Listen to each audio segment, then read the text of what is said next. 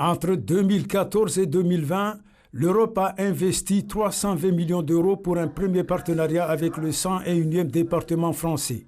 Jusqu'ici, tout était exclusivement géré par l'État.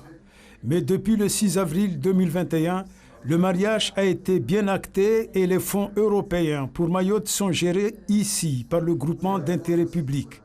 À ce jour, la priorité pour le désenclavement et le développement de l'île reste la piste longue avec une enveloppe de plus de 50 millions d'euros. La piste va se faire grâce notamment aux fonds européens.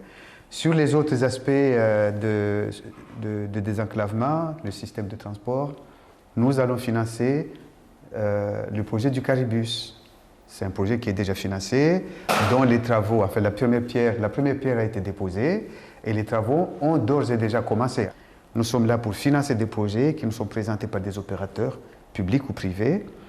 Et si demain nous avons d'autres projets qui sont de nature à faciliter la mobilité à Mayotte, bien entendu que l'Europe sera là pour les accompagner. En termes d'investissement, l'Europe a déjà accompagné le territoire au niveau de l'éclairage public, mais également des PMI et les hôpitaux, de même pour les amphidromes en termes de mobilité. Et très prochainement, un hôtel verra le jour à l'aéroport de Pamandzi. Un hôtel qui va comprendre 80 chambres quand même. Et là aussi, c'est grâce aux fonds européens que cet hôtel-là a vu le jour. Je ne vais pas citer de façon exhaustive tout ce que l'Europe a fait parce que je pense qu'il nous faudrait du temps pour ça. Mais il faut que nos compatriotes sachent que oui, l'Europe elle fait beaucoup à Mayotte et l'Europe elle est là pour accompagner le développement de ce territoire.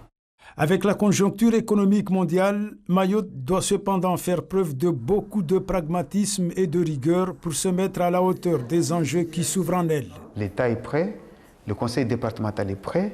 Il faut que les opérateurs économiques de ce territoire s'organisent pour que tous les moyens qu'on nous a mis à disposition aujourd'hui puissent être injectés dans le développement de ce territoire.